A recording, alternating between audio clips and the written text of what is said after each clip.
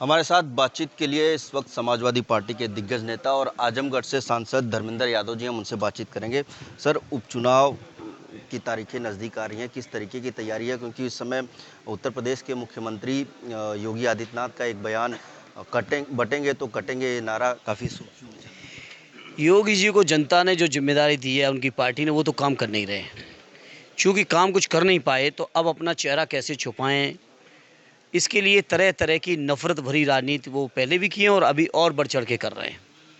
लेकिन इन तमाम चीज़ों से उत्तर प्रदेश के जनमानस पे कोई असर पड़ने वाला नहीं है। ये गंगा जमुनी तहजीब का देश है। ये उत्तर प्रदेश का ये इलाका, जो गंगा जमुना घाघरा का ये जो मैदान है, ये हमेशा आपसी भाईचारे और प्रेम मोहब्बत का इलाका रहा है। और यहाँ फिर सब लोग मिलके एक साथ खड़े होके समाजवादी पार्टी को मजबूत करेंगे और नफरत फैलाने वालों को सबक सिखाएंगे। है। आप लोगों ने भी एक नारा दिया है, जुड़ेंगे तो जीतेंगे, उसको लेकर ये नारा सकारात्मक है कि नहीं, ये मैं आप ही से पूछ रहा हूँ। हम लोग सकारात्मक राजनीति करने वाले लोग हैं। हम लोग प्यार मोहब्बत भाईचारा, एक दूसरे का साथ देना, एक दूसरे के काम करना, कैसे समाज के वो अंतिम व्यक्ति पायदान पे खड़े हुए लोग हैं उनके चेहरों पे कैसे मुस्कान आए, इसके लिए सदैव नेताजी ने संघर्ष किया लगातार पूरे जीवन। और आज आदरणीय अखिलेश जी के नेतृत्व में समाजवादी लोग उस संघर्ष को आगे बढ़ा रहे हैं। केशव प्रसाद मौर्य ने कहा है कि बटेंगे तो कटेंगे, ये नारा जो है बीजेपी का नहीं है, मुख्यमंत्री के एक भाषण का अंश है। तो हो सकता है केशव जी के दिल में कुछ मुख्यमंत्री जी के लिए हो, तो करें ना मुख्यमंत्री से अपना विरोध दर्ज। क्यों नहीं करते हैं? जिस दिन विरोध दर्ज कर देंगे उसी दिन निकाल के बाहर हो जाएंगे मंत्रिमंडल से। ये वो जमाने बदल गए।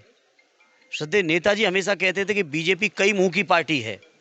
कोई नफरत फैलाने की बात करता है, कोई कुछ कहता है, कोई कुछ कहता है। अलग अलग लोग अलग अलग बातों के लिए लगाए हुए हैं। हमारे राष्ट्रीय अध्यक्ष जी ने कहा आरएसएस की प्रयोगशाला में नारा तैयार हुआ है। तो इन बातों को कहें ना जाके अपने आकाओं से। मैनपुरी से आपके परिवार के एक सदस्य को बीजेपी ने टिकट दिया है, उसको लेकर के भी तमाम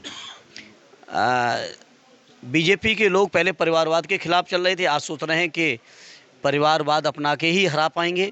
तो मैं बड़ी जिम्मेदारी से कह रहा हूँ, करेल विधानसभा तेज प्रताप जी ऐतिहासिक वोटों से जीतेंगे।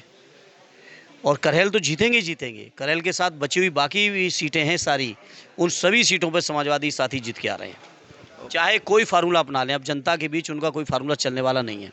अयोध्या में दीपोत्सव मनाया गया, 25 लाख दियों से अयोध्या सजाई गई। अवधेश प्रसाद को वहाँ पे नहीं। हाँ, चूँकि अवधेश प्रसाद जी पीडीए परिवार के हैं, दलित परिवार से हैं, तो वो उनको क्यों बुलाएंगे?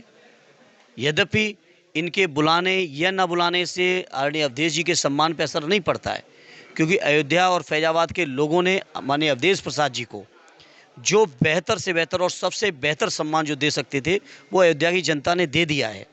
इसलिए अब इनके प्रमाण की माननीय अवधेश जी को ज़रूरत नहीं है। चूँकि इनकी सोच दलित विरोधी है, पीडीए विरोधी है। यही कारण है कि चाहे मंदिर का शिलान्यास रहा हो, चाहे उद्घाटन रहा हो, उस समय देश के अंदर महामहिम राष्ट्रपति जो थे दलित थे। दोबारा जब उद्घाटन हुआ तो अनुसूचित जनजाति से थी हमारी महामहिम, उनको भी नहीं न्योता मिला। तो आदरणीय अवधेश जी को नहीं मिला तो हम लोग कोई आश्चर्य में नहीं है, क्योंकि हम लोग जानते हैं इनकी सोच एंटी दलित है, एंटी पीडीए है। दलित पिछड़े अल्पसंख्यक भाइयों के प्रति नफरत है इनके दिल में। वो चीज़ें इनके फैसले से बाहर आ रही हैं, तो हम लोग कोई आश्चर्य में नहीं है।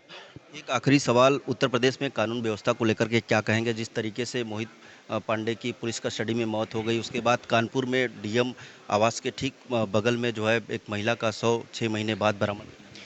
देखिए, बद से बदतर है कानून व्यवस्था, क्योंकि पूरे उत्तर प्रदेश की पुलिस से लेके जो लॉ एंड ऑर्डर मेंटेन करने वाले लोग हैं, उनको केवल किसी तरह से पीडीए के लोगों के साथ कैसे अन्याय करें, अत्याचार करें, इनकाउंटर करें, फर्जी मुकदमों में फंसाएं, इनके घर गिराएं, केवल इस बात में पूरा सिस्टम व्यस्त है। तो स्वाभाविक है कि कानून व्यवस्था तो बिगड़नी थी। और जो लोग दावा करते हैं कानून व्यवस्था की, उनसे मैं कहूँगा नेशनल क्राइम ब्यूरो के डेटा देख लें, पता चल जाएगा। बहुत शुक्रिया बातचीत के लिए। तो ये थे हमारे साथ बातचीत के लिए धर्मेंद्र यादव जी, जिन्होंने तमाम मुद्दों पर हमसे बातचीत की। वाराणसी से विनीत श्रीवास्तव, भारत समाचार।